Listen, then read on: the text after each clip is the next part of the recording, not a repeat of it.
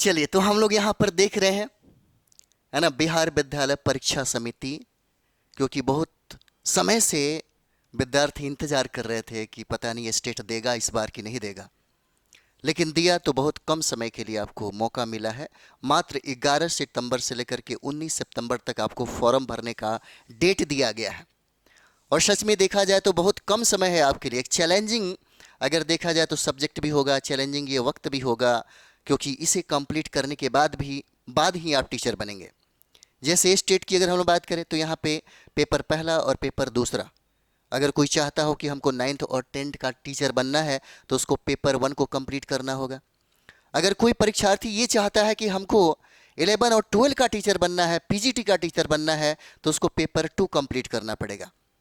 और ये बात आपको पता होगा, 150 प्रश्न पूछे जाते हैं। ऑनलाइन मेथड में आपको एग्जाम लिया जाएगा आपसे। 150 प्रश्नों में 100 सब जो प्रश्न है आपके सब्जेक्ट से ही पूछे जाएंगे, और 50 प्रश्न जो होते हैं वो कॉमन पेपर हैं, सभी लोगों को अनिवार्य रूप से देना होता है, क्योंकि सब्जेक्ट सारे विद्यार्थी का अलग अलग हो सकता है, लेकिन जो कॉमन पेपर है सारे विद्यार्थियों को वही चीज़ें पढ़ना ही पड़ेगा। चलिए, हम लोग नोटिफिकेशन की बात यहाँ पर करते हैं। आप देख रहे होंगे ये, है ना, 218/2025, क्योंकि बार बार ये कहा जा रहा होगा। जैसे में यहाँ पर देख सकते हैं, स्टेट 2025 में सम्मिलित होने वाले अभ्यर्थियों एवं सभी संबंधितों को सूचित किया जाता है कि निदेशक माध्यमिक शिक्षा शिक्षा विभाग बिहार के पत्रांक आप देख सकते हैं 5/2025 473 19/2025 के द्वारा प्राप्त निदेशक के आलोक में माध्यमिक कक्षाओं के लिए निर्धारित पाठ्यक्रम के अनुसार पेपर 1 और पेपर 2 के लिए उच्च माध्यमिक स्तरीय कक्षाओं में पढ़ाए जाने वाले सभी विषयों के लिए माध्यमिक शिक्षा पात्रता परीक्षा 2025 का आयोजन किया जाना है, जिसका विस्तृत विवरण निम्नलिखित में यहाँ पर है। तो ये जो नोटिफिकेशन का जो पीडीएफ है हम आपको टेलीग्राम के, है ना, मतलब समझिए कि सोर्स के तौर पे आपको मिल जाएगा, कोई दिक्कत नहीं है। आप टेलीग्राम से भी आप इसको देख सकते हैं। चलिए, यहाँ पे हम लोग देखेंगे विषय कोड भी दिया गया है, विषय भी दिया गया है। जैसे आप देख सकते हैं हिंदी के लिए 101 कोड है। इसी तरीके से बहुत सारी चीज़ें यहाँ पर मिलेगा, क्योंकि ये हमारा जो कोड देख रहे हैं, जो सब्जेक्ट देख रहे हैं, ये आपको 9th 10th के लिए है, यानी कि पेपर 1 के लिए है, पेपर 1 के लिए। और यहाँ भी आपको, क्योंकि 150 प्रश्नों में हमको 100 प्रश्न जो है सब्जेक्ट से पढ़ने होते हैं, और 50 प्रश्न जो है ये कॉमन प्रश्न है जहाँ से आपको पूछे जाते हैं। 150 प्रश्नों में कैटेगरीज वाइज भी है, कितना में किसको कितना लाना चाहिए। जैसे में यहाँ पे हम लोग देखेंगे,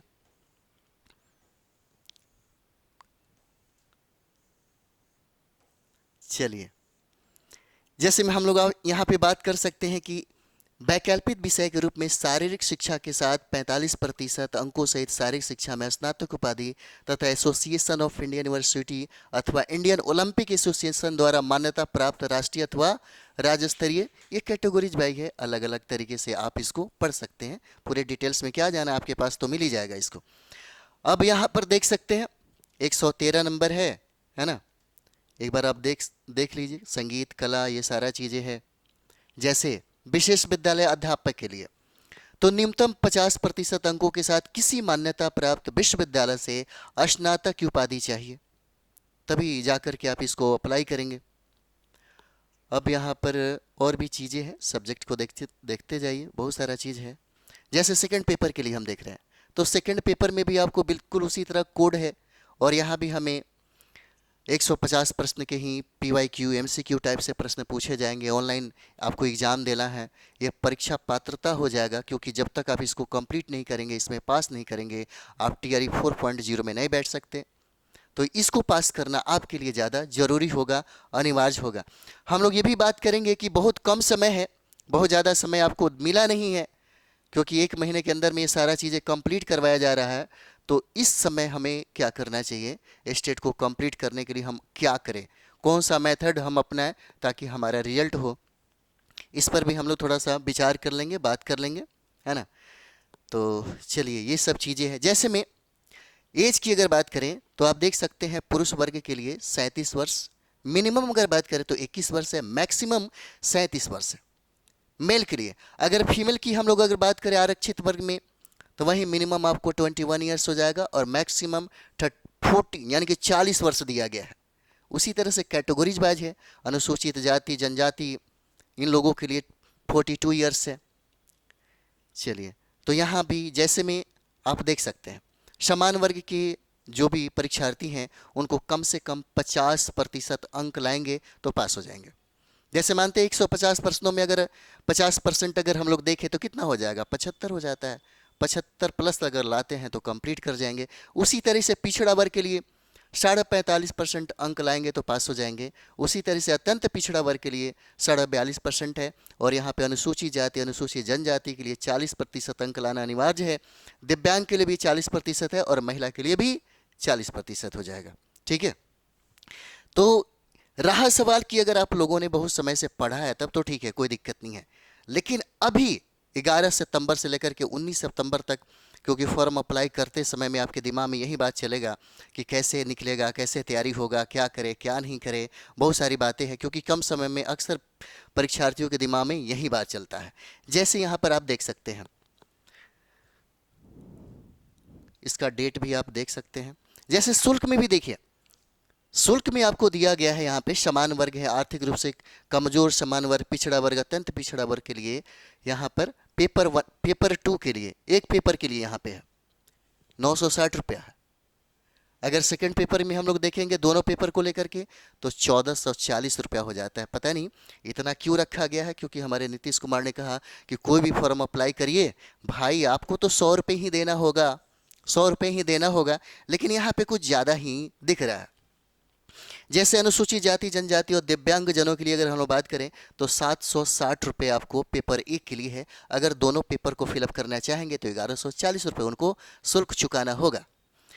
अब देखिए, जैसे नॉर्मलाइजेशन होगा, आपको ये बात पता होगा है ना। बहुत सारी चीज़ें हम आपको नहीं बताना चाह रहे हैं क्योंकि आपको बहुत सारा चीज़ पता भी होगा, है ना। तो फॉर्म जल्दी जल्दी अप्लाई कर दीजिएगा और एग्ज़ाम का डेट भी आपको और इसका जो मतलब फॉर्म भरने का भी जो डेट है वो सब कुछ कंप्लीट कर दिया गया है।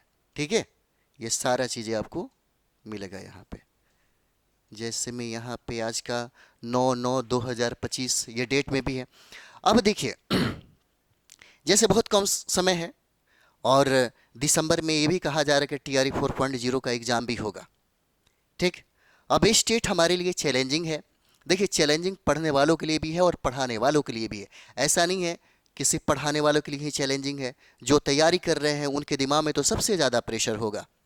और सबसे बड़ी बात यह है कि बहुत कम समय अगर उनके पास है तो उस समय सबसे मतलब कहा जाए कि सटीक किताबों के साथ कैसे तैयारी करें, ये दिमाग में सबसे ज़्यादा चलता होगा।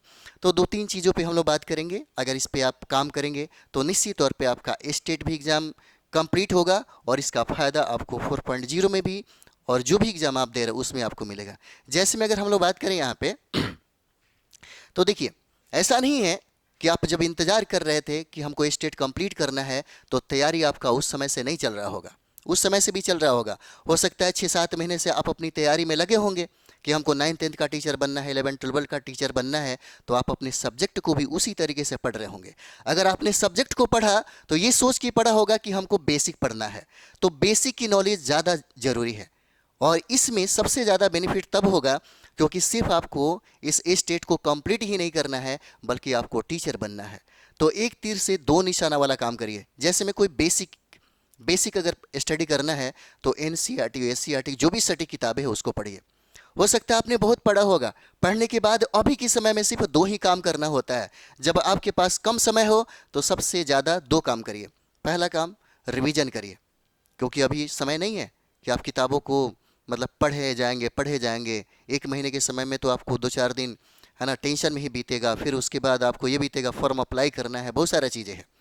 तो अभी 2 काम होना चाहिए। रिवीजन, जिसका रिवीजन ज़्यादा अच्छा होगा, जो सेल्फ स्टडी पे सबसे ज़्यादा वर्क देगा, इधर उधर घूमेगा नहीं, बैठेगा अपने रूम पे, बैठेगा 12-14 घंटा जितना कैपेसिटी हो बैठेगा और फाइट करेगा। कम समय में चीज़ों को किया जा सकता है, कोई बड़ी बात नहीं है, लेकिन कम समय में समय ज़्यादा दिया जाता है। समय यानी कि बैठना ज़्यादा पड़ता है, सेल्फ स्टडी ज़्यादा करना पड़ता है और सटीक किताबों के साथ करना पड़ता है। रिवीजन जब आप करते हैं तो रिवीजन जो आपने पढ़ा है उसी को पढ़ना होता है। ऐसा नहीं कि नई किताबों को देख रहे हैं, नए नोट्स को देख रहे हैं, तो फिर दिक्कत हो जाएगा। आपने जो भी किताबें पढ़ा उसको सिर्फ रिवीजन करिए। क्योंकि एक बात आपको बताते हैं, अगर किताबों का रिवीजन करेंगे तो इस स्टेट के बाद जो 4.0 में जब आप सिलेक्शन होते हैं, जब आप फाइट कर जाते हैं, अगर आप बैठेंगे 4.0 में तो वहाँ पे आपको ज़्यादा मेहनत करने की ज़रूरत नहीं पड़ेगी। अब ये चीज़ है कि आपने एक समय रिवीजन किया, और रिवीजन करने के बाद जो अभी के समय है, सबसे ज़्यादा प्रैक्टिस सेट पे काम करना होता है। क्योंकि रिवीजन और प्रैक्टिस सेट जिसका आधा आधा टाइम बांट करके अगर कोई भी परीक्षार्थी अगर ये काम कर रहा है तो निश्चित तौर पे ए स्टेट कंप्लीट किया जा सकता है। ए स्टेट में ज़्यादा नोट्स के चक्कर में नहीं पढ़ना होता है। ए स्टेट में क्या होता है ना कि बहुत सारे लोगों का ये पढ़ लो वो पढ़ लो, तो फिर दिक्कत हो जाएगा। एक ही किताब जो सटीक किताब है, जहाँ से बेसिक जानकारी होगा, जहाँ से आपको इन्फॉर्मेशन मिलेगा, जहाँ से आपका इस स्टेट में सबसे ज़्यादा प्रश्न पूछा जाता है, या तो एनसीईआरटी पढ़ लीजिए, नहीं तो एससीईआरटी पढ़ लीजिए। क्योंकि आपको सब्जेक्ट में अगर बेहतर नंबर चाहिए तो आपको किताब पढ़ना पड़ेगा। और किताब जब आप पढ़ते हैं तो इन्फॉर्मेशन आपके पास दो तरीके से होना चाहिए। एक हो जाता है फैक्ट और दूसरा होता है कॉन्सेप्ट। वो किताब से मिलेगा, किसी के नोट्स से नहीं मिलेगा। और याद रखिए, आपने जो भी किताबें पढ़ा है उस किताबों को बार बार, एक ही किताबों को बार बार पढ़ने से रिजल्ट होता है। इसलिए रिवीजन, मैंने कहा कि रिवीजन करिए। और ये दोनों चीज़ें, रिवीजन और प्रैक्टिस सेट, तब होता है जब कोई भी परीक्षार्थी ये सोच करके बैठता है कि हमको यही दोनों काम करना है। और इसके लिए सेल्फ स्टडी मोस्ट इंपॉर्टेंट होता है। जो भी व्यक्ति अगर, जैसे में कुछ लोगों को लग रहा होगा कि हम किसी का कोर्स खरीद ले, किसी का ये कर ले, किसी का वो कर ले, तो भाई हम तो यही कहेंगे कि कहीं मत पढ़िए। आप अपने घर पे जहाँ भी हैं वहाँ पे बैठिए, 10 12 14 घंटा जहाँ भी है वहाँ पे बैठिए और सेल्फ स्टडी करिए। यही आपके लिए सबसे, मतलब समझिए कि गाइड होगा।